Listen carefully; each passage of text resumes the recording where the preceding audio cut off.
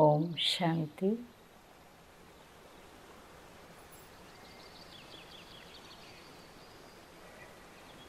మానవుని యొక్క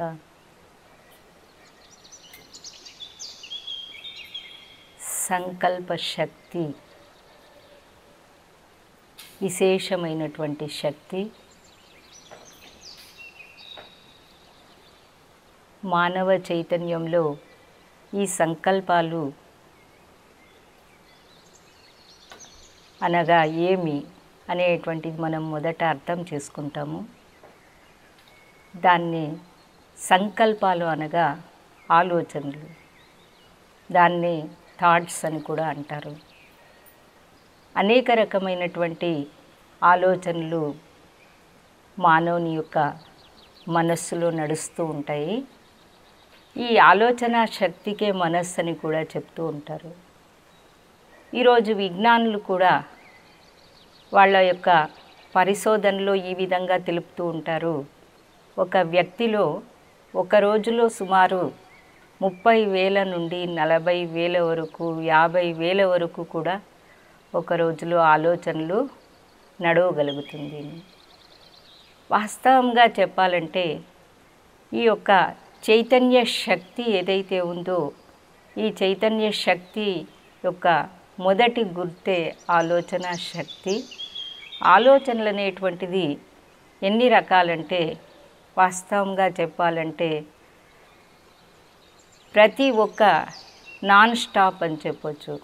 ఏ విధంగా సముద్రంలో తరంగాలు ఆగిపోకుండా నిరంతరము వస్తూనే ఉంటాయి ఒకదాని వెనుక ఒకటి, అదేవిధంగా మానవుని యొక్క మనస్సులో తనను గురించి లేదా తన పనుల గురించి, తన బంధువుల గురించి, జరిగిపోయిన విషయాల గురించి లేదా చేయవలసిన విషయాల గురించి అనేక రకాలైనటువంటి ఆలోచనలు ఉదయిస్తూనే ఉంటాయి.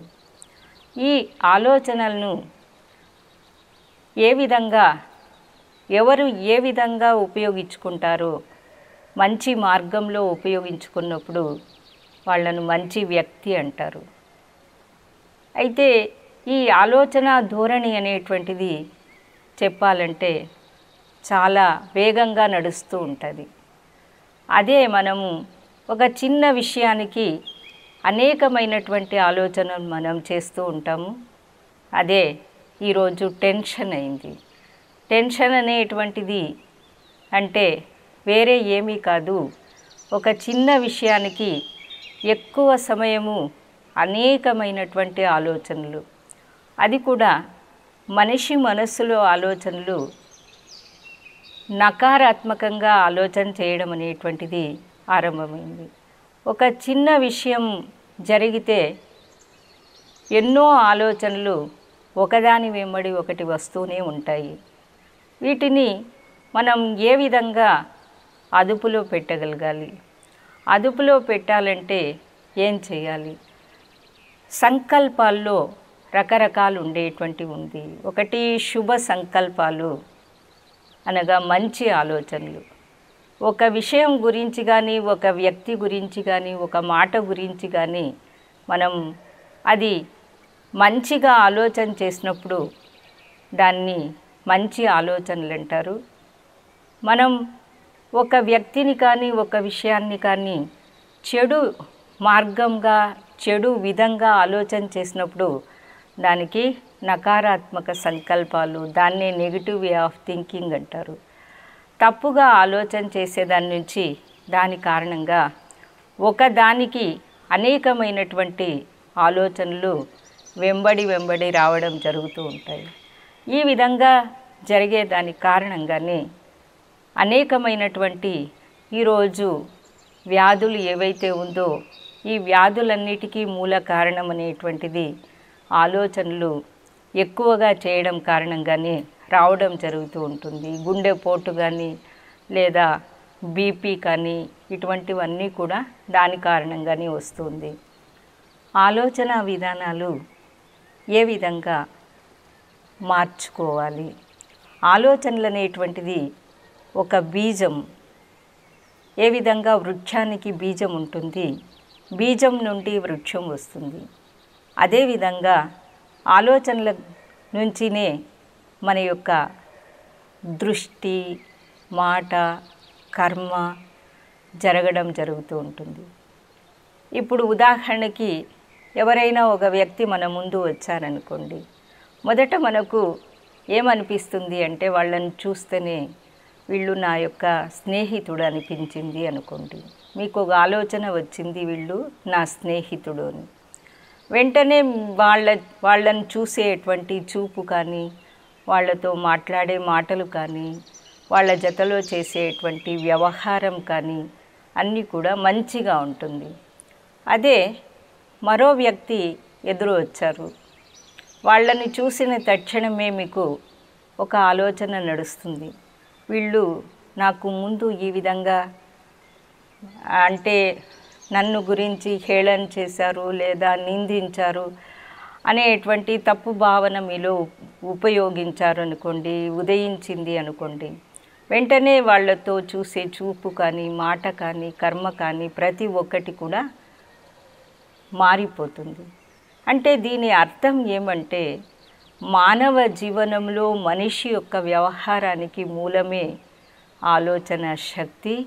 ఈ ఆలోచన శక్తిని మంచిగా ఉపయోగించినప్పుడు అయితే మంచిగా కాగలుగుతారు, అదే చెడుగా ఉపయోగించినప్పుడు చెడుగా కాగలుగుతారు. అందువలన మొదట మనం పరివర్తన చేసుకోవాలి. మనం కోరుతూ ఉంటాం, మన ఎదుటి వ్యక్తి బాగలేదు, లేదా వాళ్ళ వ్యవహారం బాగలేదు, వాళ్ళ మాటలు బాగలేదు, వాళ్ళు మంచి వాళ్ళుగా అయితే బాగుంటుంది అనుకుంటాం. కానీ వాస్తవంగా మనలో ఎప్పుడు మార్పు అనేటువంటిది మనం తీసుకొని వస్తాము, ఎదుటి వ్యక్తిలో కూడా మార్పు రాగలుగుతుంది. ఈ విషయంలో వచ్చి ఒక చిన్న ఉదాహరణ. ఒకసారి అయితే ధర్మరాజు యుధిష్ఠిరుడు అంటే యుధిష్ఠిరునికి తర్వాత దుర్యోధనునికి పిలిచి శ్రీకృష్ణుడు ఈ విధంగా చెప్తారు, అంటే ఒక ఇద్దరు మంచి వాళ్ళను తీసుకొని రమ్మని, రాత్రిలోగా మీరు వెళ్ళి తీసుకొని రమ్మని చెప్తారు. అంటే ఇద్దరు కూడా వెళ్తారు, యుధిష్ఠిరుడు వెళ్తాడు, దుర్యోధనుడు వెళ్తాడు. రాత్రి అయితేనే ఇద్దరు కూడా వాపసు వస్తారు. వాపసు వస్తే శ్రీకృష్ణుడు వాళ్ళతో అడుగుతారు, నేను చెప్పాను ఇద్దరు మంచి వాళ్ళను తీసుకొని రమ్మని, దానికి మీరు ఎవరిని పిలుచుకోకుండా వచ్చారు కదా, ఇవి దొరకలేదా మీకేని యుధిష్ఠిరునితో అడుగుతాడు. యుధిష్ఠిరుడు ఏం చెప్తాడంటే, ఇద్దరు ఏమి ఈ అందరినీ ఎవరిని చూసినా కూడా అందరూ కూడా మంచి వాళ్ళే, దాంట్లో ఇద్దరిని పిలుచుకొచ్చేది ఏముంది అంటే. తర్వాత దుర్యోధనుడితో అడిగితే దుర్యోధనుడు ఏం చెప్తాడంటే, అయితే ఎవరు చూసినా అంతా చెడ్డవాళ్లే, మంచి వాళ్ళు ఎవరూ లేదు, వాళ్ళను పిలుచుకొని వచ్చేదానికి కాలేదు అంటారు. అంటే ఏం అర్థం అంటే యుధిష్ఠిరునికి అందరూ మంచి వాళ్ళుగా కనిపించారు, దుర్యోధనునికి అందరూ చెడు వాళ్ళుగా కనిపించారు. అంటే అర్థం ఏమి అంటే వాళ్ళు ఆలోచన చేసేటువంటి విధానం అనేటువంటి దాంట్లో ఎదుటి వాళ్ళ యొక్క మంచి చెడు అనేటువంటిది ఆధారపడి ఉంది. అందుకోసమే స్వయం పరివర్తన చేసుకున్నప్పుడు విశ్వాన్ని పరివర్తన చేయొచ్చు, లేదా స్వయం మంచిగా ఉన్నప్పుడు విశ్వంలో ఉండేటువంటి వాళ్ళందరూ కూడా మంచి వాళ్ళే అనేటువంటిది మనం ఎప్పుడు గుర్తిస్తామో మనలో మార్పు అనేటువంటి తెచ్చుకునేదానికి ప్రయత్నం చేస్తాము. అందుకే విశ్వంలో పరివర్తన చేయాలి, విశ్వాన్ని మంచిగా చేయాలి, అందరినీ మంచి వాళ్ళుగా చేయాలని పరితపన పడుతూ ఉంటారు. కానీ అందరినీ మంచివాళ్ళుగా అయినప్పుడు మనం అవుతామో అని కూడా అనుకుంటూ ఉంటారు. కానీ అలా కాదు. ఎప్పుడు స్వయంలో మార్పు తెచ్చుకున్నట్లయితే, మనిషిలో మార్పు వచ్చినట్లయితే విశ్వంలో మార్పు తప్పకుండా వస్తుంది. ఉదాహరణకి ఒకసారి ఒక తండ్రి కొడుకు ఉంటారు. ఒక తండ్రి చాలా పనుల్లో బిజీగా ఉంటారు. వాళ్ళ కొడుకు చిన్న అబ్బాయి వచ్చి వాళ్ళ నాన్న దగ్గర చాలా గలబా చేస్తూ ఉంటాడు. ఎట్లయినా అబ్బాయిని దాని నుంచి దూరం చేయాలా, అక్కడి నుంచి పంపించాలనే ఉద్దేశంతో ఆ తండ్రి ఏం చేస్తాడంటే అక్కడ ఉండేటువంటి ఒక పేపర్ తీసుకుంటాడు. పేపర్ తీసుకొని అది ప్రపంచ పటం. ఆ ప్రపంచ పటాన్ని పేపర్ని తీసుకొని చించి ముక్కలు ముక్కలుగా చేసి ఆ పిల్లవాని చేతికి ఇచ్చి ఇదంతా కూడా నీవు తిరిగి ఏకం చేసుకొని ఎలాగా ఉండిందో అలాగనే చేసుకొని రమ్మని చెప్తాడు. ఆ పిల్లవాడు వాటిని ఆ ముక్కలనంతా తీసుకొని వెళ్తాడు. తీసుకొని వెళ్ళి చూస్తూ ఉంటే ఆ అబ్బాయికి ఎలా పెట్టాలనో, ప్రపంచ పటం అంటే ఏమో, ఏ దేశం ఎక్కడుంటుందో, ఏ ఖండం ఎక్కడుంటుందో ఏమీ తెలియదు. కానీ ఆ పేపర్లు తిప్పి చూస్తున్నప్పుడు ఆ అబ్బాయికి ఒక దానిపైన ఒక కన్ను, ఒక దానిపైన ఒక చెవి, ఒక దానిపైన కాలు, ఈ విధంగా కనిపిస్తుంది. కనిపిస్తే ఏం చేస్తాడు అంటే, ఆ అబ్బాయి చాలా తెలివైండేవాడు. ఏం చేస్తాడంటే, మనిషి యొక్క ఆకారం తెలుసు కదా, ఆ విధంగా వాటన్నిటిని తిప్పి పేర్చి దాన్ని తిప్పి వాళ్ళ నాన్న దగ్గరికి తీసుకొస్తాడు. వాళ్ళ నాన్నకి చాలా ఆశ్చర్యం కలుగుతుంది. ఏమిటి ఇంత తొందరగా తిరిగి తీసుకుని వచ్చాడు అని చూస్తే అన్నీ కరెక్ట్గానే జోడించుకొని తెచ్చింటాడు. నీవు ఎలా చేసావంటే తర్వాత చెప్తాడు ఈ విధంగా. ఆ విధంగా అంటే నేను మనిషి ఆకారంగా పేరిస్తే అది ప్రపంచ పటంగా తయారైంది. అదేవిధంగా వ్యక్తి అంటే ప్రపంచం, విశ్వం. వ్యక్తిలో మార్పు వచ్చినప్పుడు విశ్వంలో మార్పు తప్పకుండా వస్తుంది. కానీ కొందరు అనుకుంటూ ఉంటారు, నా ఒక్కరిలో మార్పు వస్తే విశ్వమంతా ఎక్కడ బాగుపడుతుంది. కానీ ఒక్కరిలో మార్పు వచ్చినప్పుడు ఆ మార్పు అనేటువంటిది దాని యొక్క ప్రభావం అందరిపైన పడగలుగుతుంది. ఎలా అంటే వాళ్ళ ఇంటిలో వాళ్ళపైన కానీ, వాళ్ళ బంధువులపైన కానీ, వాళ్ళ పొరుగింటి వాళ్ళపైన కానీ, లేదా వాళ్ళు పనిచేసేటువంటి దగ్గర ఉండేటువంటి వ్యక్తులపైన కానీ, ఈ విధంగా ఒక స్త్రీలో మార్పు వచ్చింది అంటే, ఒక బాలికలో మార్పు వచ్చింది అంటే ఆ ఒక్కరిలో మార్పు రాలేదు. అయితే రేపొద్దున ఆ బాలిక పోయి ఒక గృహిణి అయ్యింది అంటే వాళ్ళ యొక్క ఇంటి వాళ్ళందరినీ సరిదిద్దేదానికి తను ఆధారంగా కాగలుగుతుంది. అదే ఒకరు పోయి దేశ నాయకుడు అయ్యారంటే అయితే వాళ్ళ నుంచి అనేక మంది మారేదానికి కూడా అవకాశం ఉంటుంది. ఈ విధంగా ఒక్కరి మార్పు కాదు, ఒక్క బీజాన్ని పెడితే అనేక ఫలాలు వస్తాయి. ఒక్క విత్తనం నుంచి అనేక ఫలాలు ఏ విధంగా వస్తుందో అదేవిధంగా ఒక్కరిలో పరివర్తన నుంచి అనేకుల్లో పరివర్తన రాగలుగుతుంది.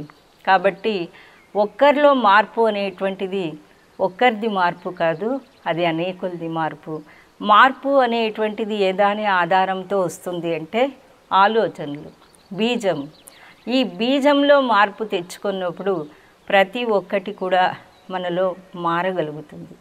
ఆ యొక్క సంకల్ప శక్తి అంటారు. సంకల్పాలనేటువంటిది మనది ఏ ధోరణిలో నడుస్తుందో దాని యొక్క ప్రభావం వాయుమండలం పైన పడుతుంది, వ్యక్తుల పైన పడుతుంది. మనం ఎవరిని గురించి ఆలోచన చేస్తున్నామో వాళ్ళ వరకు కూడా మన ఆలోచనలు వెళ్ళేటువంటిది జరుగుతుంది. అందుకే చెప్తూ ఉంటారు, ఒక్కొక్కసారి ఏమంటామంటే ఎవరినైనా గురించి మనము ఆలోచన చేస్తున్నామంటే వాళ్ళు వచ్చినప్పుడు వెంటనే అంటాము, ఎవరైనా వస్తే ఇంతవరకు మిమ్మల్ని గురించే మేము అనుకుంటూ ఉంటుంది, మీరే వచ్చేసారని. అంటే ఏమర్థం, వీళ్ళ సంకల్ప శక్తి వాళ్ళ వరకు చేరింది, వాళ్ళు దాని ఆధారంతోనే వచ్చారు. ఆ విధంగా ఈ ఆలోచనలు అనేటువంటిది అయితే అతి సూక్ష్మమైనటువంటి ఆలోచన.